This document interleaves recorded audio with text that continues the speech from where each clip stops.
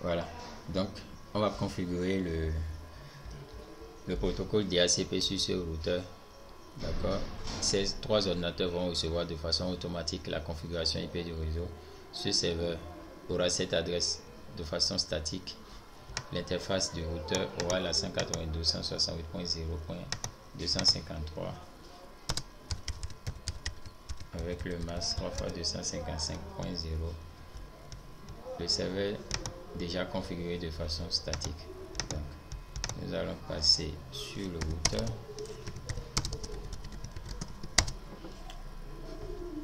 Nous allons configurer l'interface Fast Ethernet 0/0 du routeur. Nous dans IP adresse 192.168.0.253.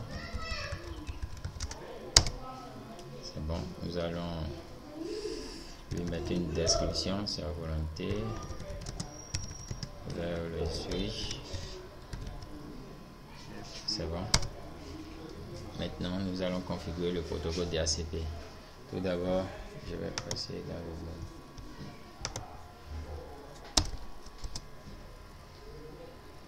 Je vais exclure l'adresse du serveur TFTP et l'adresse de la passerelle. Donc, site IP DHCP excluded adresse 192.168.0.253 à 192.168.0.254. C'est bon. Donc j'ai exclu la 253 et la 254. Je vais passer à la création du pool.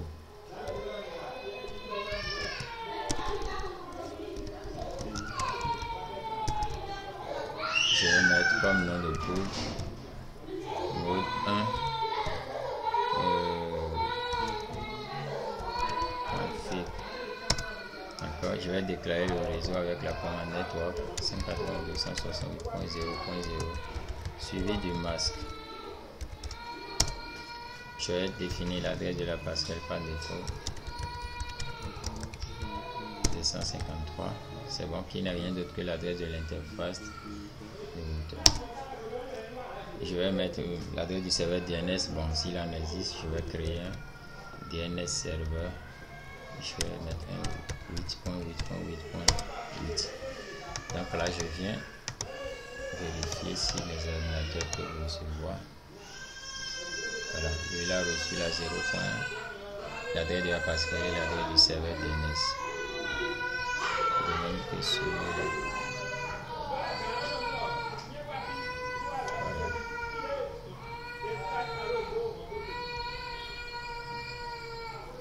Je vais faire un test de connectivité vers le serveur TFTP. Je vois que ça marche.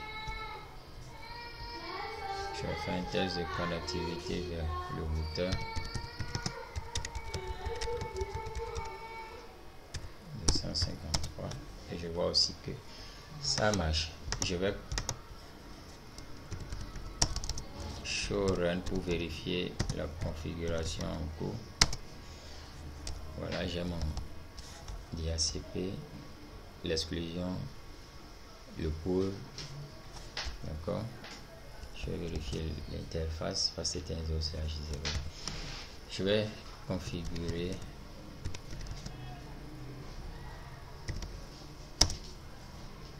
le host name. Je vais lui mettre par exemple serveur DHCP. D'accord. Donc il a pris le nom serveur DHCP. D'accord. Je vais configurer la bannière MOTD. Je lui mets par exemple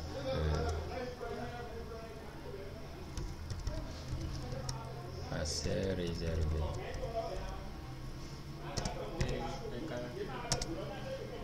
Dans les caractères, on peut mettre les lettres. Oui, j'ai mis des lettres. M et M.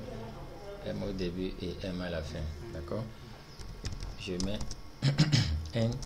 Je vais sauvegarder la configuration. Copy. Running config. Starter config. C'est bon. Je vais vérifier Oh non.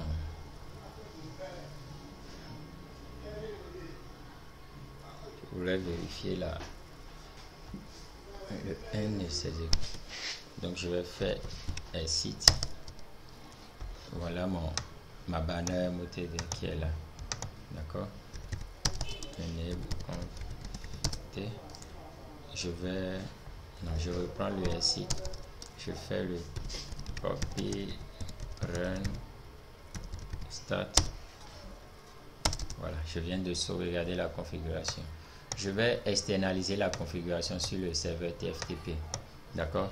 Et pour le faire, tout d'abord, je vais vérifier s'il y a connectivité entre le routeur et le serveur TFTP en faisant un ping vers l'adresse du serveur TFTP. Voilà, je vois que le ping marche. Je vais à présent copier le running config sur le serveur TFTP. Il me demande l'adresse ou le nom de l'hôte. C'est la 192.168.0.254. Le nom de destination, je lui mets par exemple configuration DHCP. C'est bon? Oui. Je mets OK. La taille c'est 594 bits. Je viens sur le serveur TFTP, service TFTP et je vois configuration. C'est bon. Je suppose que là, j'ai un routeur que je mets là. D'accord? Mais pour ici, je voulais demander quelque chose. Oui, vas-y, pose ta question. Et si on voulait qu'un ordinateur ait son propre adresse IP. Si on voulait que son adresse ait son propre adresse IP, on peut le faire en lui associant une adresse de façon statique. Et là, je viens réserver à ce niveau. Ok, on réserve ça à ce Oui. niveau. Et je lui donne une adresse IP statique. C'est bon. Je viens là, je mets un routeur et je lui mets. Je l'interconnecte au réseau. D'accord. Maintenant, je suppose que c'est la configuration qu'il y a ici que je veux qu'il y ait ici aussi. C'est bon. Là, il y a un serveur DHCP. Je vais couper d'abord la connexion du serveur DHCP en faisant quoi? Enable. Ou carrément, j'enlève le serveur TFTP. Ce que je voulais faire, c'était d'appeler l'interface Fast Ethernet 0/1 et je coupe l'interface avec la commande shutdown. Shutdown, je coupe l'interface d'abord, ou carrément j'enlève ce qui est là. Maintenant, la configuration qu'il y a sur ce serveur TFTP, je veux copier cette configuration sur le routeur. D'accord? Et je veux qu'il y ait la même configuration ici comme ici. Donc je viens, il est là. D'accord? Je coupe le lien là. Ou carrément sans couper le lien, je viens là, je prends et je l'associe à l'interface Fast Ethernet 0/1. Là, il est dans le réseau, mais il ne peut pas communiquer avec ce routeur. D'accord? Je vais configurer l'interface. Je vous rappelle d'abord que dans cette configuration, c'est l'interface Fast Ethernet 0/0 qui est configurée. Donc, il faut que ça soit aussi l'interface Fast Ethernet 0/0 qui soit utilisée. D'accord? Dans ce cas, qu'est-ce que je vais faire? Je vais changer l'adresse de ceci. Je vais prendre par exemple l'adresse de l'interface Fast Ethernet 0/1. D'accord? L'utiliser afin de faire le transfert vers le running configure du routeur. Je dois faire le transfert, mais il faut qu'il y ait une connectivité. Il faut que le routeur au moins arrive à communiquer avec le serveur TFTP. On se comprend? Donc dans ce cas, qu'est-ce que je fais? Je viens sur mon routeur. D'abord, je change cette interface. Je mets ça à 0/1. La configuration va s'associer à 0/0. Donc je mets ceci à 0/1 et j'effectue sa configuration. Configure terminal. D'accord? Interface Fast Ethernet 0/1. No shutdown. IP adresse 10.0.0.1. C'est un exemple. 255.0.0.0. Je veux juste qu'il y ait connectivité afin de copier la configuration. Donc, Lui, il a la 10.0.0.1 et le masque par défaut. Je vais faire en sorte que le serveur TFTP aussi soit dans le même réseau afin qu'il y ait connectivité. Donc, je viens sur le serveur TFTP. Je viens changer son adresse IP. 10.0.0.2 par exemple. C'est bon. Et je vais faire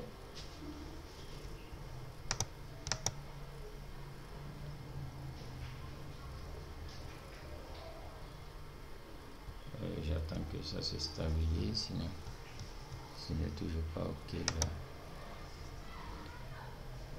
Attends, je vais changer 0/6. Ok, je vais passer mon real-time simulation pour que ça passe vite. Voilà, je vais faire maintenant un test de ping vers le routeur.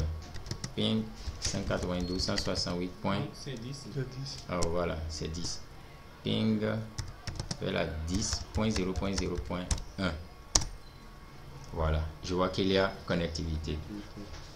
Je viens sur le routeur. Exit. Ping vers la 10.0.0.2. Voilà, je vois que ça marche. Sur mon serveur, sur mon routeur, je fais copie TFTP dans le running-config. D'accord?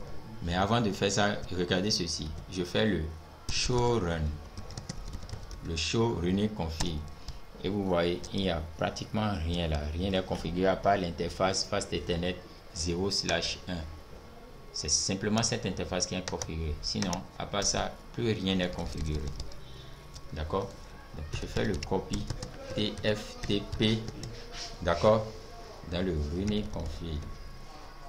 Je mets entrée. Il me demande l'adresse ou le nom de l'autre du serveur TFTP. C'est la 10.0.0.2. Je mets entrée. Il me demande le nom du fichier source, c'est-à-dire le fichier de configuration que je vais copier. Et c'est le nom ça. TFTP, voilà. Configuration.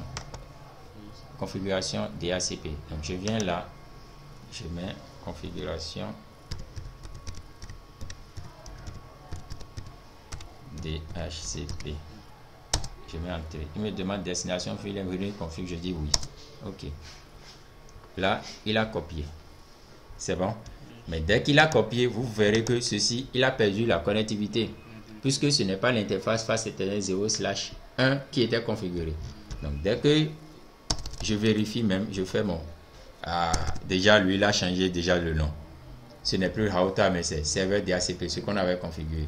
Dans le show run maintenant, vous voyez, le DHCP qu'on avait configuré sur l'autre routeur, ce routeur, c'est là.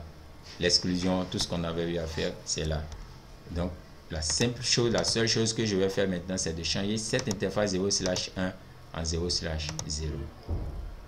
Et dès que c'est en 0/0, je fais configure terminal interface Fast Ethernet 0/0 no shutdown.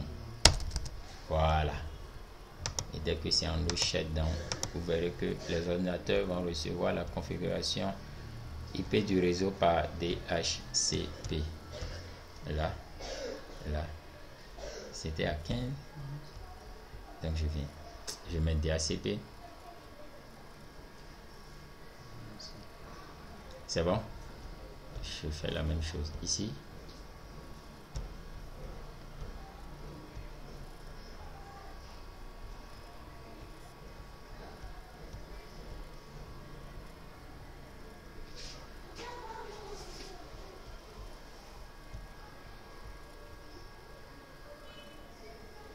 C'est bon?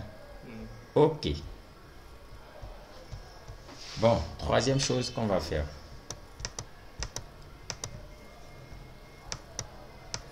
Je suppose, je vais mettre carrément ceci de côté. Je mets ceci de côté. Ou je supprime carrément. C'est bon?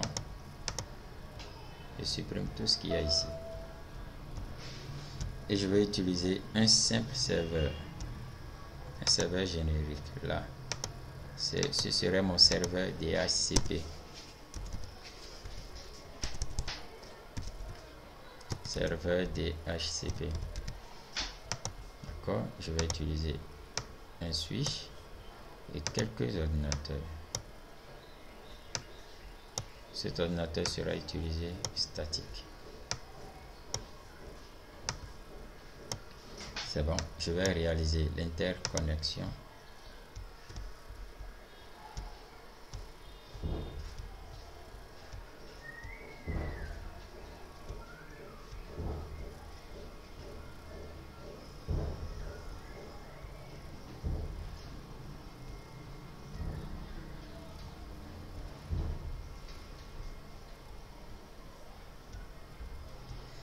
Voilà, l'interconnexion réalisée. Je vais utiliser le réseau 172.16.0.0/16.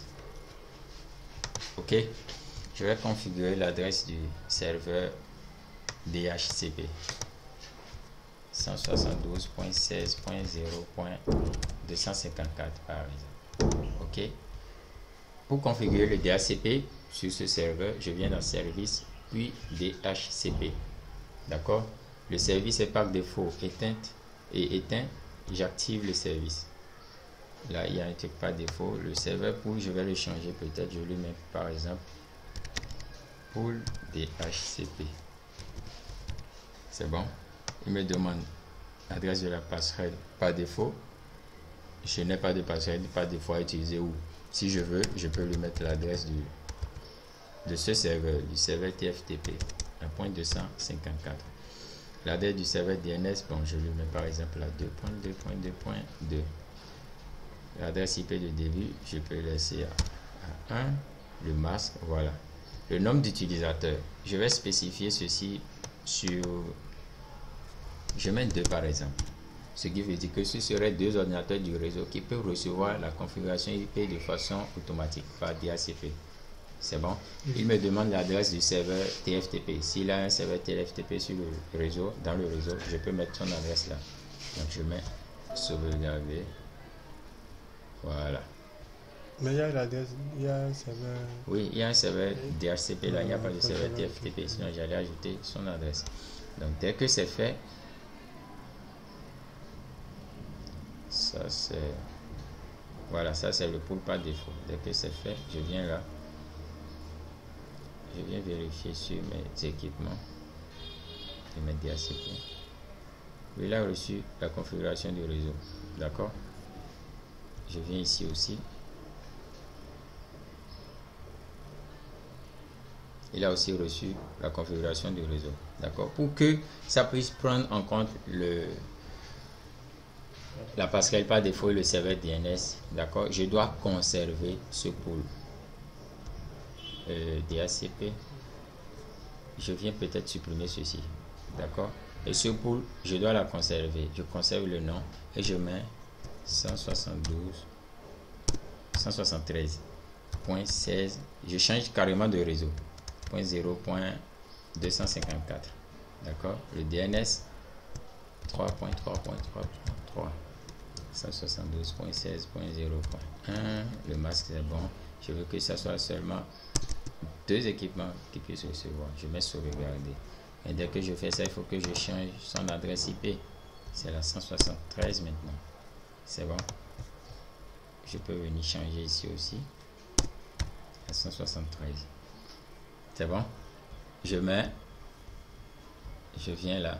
Je passe de statique en DHCP. Voilà. Il a reçu toute la configuration. Je viens ici aussi. Statique DHCP, il a reçu toute la configuration. Je viens ici, DHCP, il ne pourra pas recevoir d'adresse IP. Voilà, il a reçu une adresse APIPA. Pourquoi? Parce que là, j'ai spécifié que ça soit seulement 2 équipements qui puissent recevoir de façon automatique la connexion IP et la connexion IP, la configuration IP du réseau. Donc si je ramène peut-être à 4, C'est bon, je sauvegarde. Je viens là. Lui, il va recevoir statique DHCP.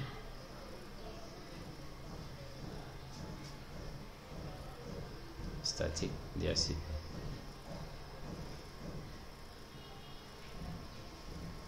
Je vais le vérifier. J'ai mis ça à 4. C'est bon déjà, c'est venu. Ok. Non, c'est pas encore là. C'est venu. Quand vous avez lâché la salle, c'est ça. Non, c'est à Pipa. Ça, c'est une adresse à Pipa. Ce n'est pas une adresse du réseau. J'ai mis à 4. Ok. Et sauvegarde. Donc, je reviens là. DHCP. Voilà. Il a reçu. Celui-là aussi va recevoir. Mais celui-ci ne pourra pas recevoir. C'est bon? Néanmoins, Et c'est quoi l'adresse à Pipa? l'adresse à Pipa, c'est l'adresse par défaut. C'est l'adresse attribuée à un équipement lorsqu'aucune autre configuration IP n'est disponible. Si par exemple le serveur DHCP n'est pas dans le réseau, ton ordinateur reçoit une adresse automatique à Pipa. D'accord? Et sa place c'est là, 169.254.0.0. Bon, je continue. Ici, je mets par exemple une adresse statique 173.16.0.50 par exemple. C'est bon. Je vais effectuer un test de ping vers la 173.16.0.1. Le ping marche. C'est pour vous dire quoi? Ce n'est pas parce qu'il n'a pas pu recevoir une adresse par DHCP qu'il ne peut pas communiquer avec les autres équipements du réseau. D'accord? Sauf de façon spécialisée. D'accord? Eux, ils ont reçu l'adresse automatique, mais lui, je lui ai configuré une adresse IP statique. D'accord? Donc, il communique quand même avec les membres du réseau puisqu'il a une adresse qui est utilisable dans le réseau et qui n'est pas interdit. C'est bon? Ok. Donc, nous allons nous arrêter là.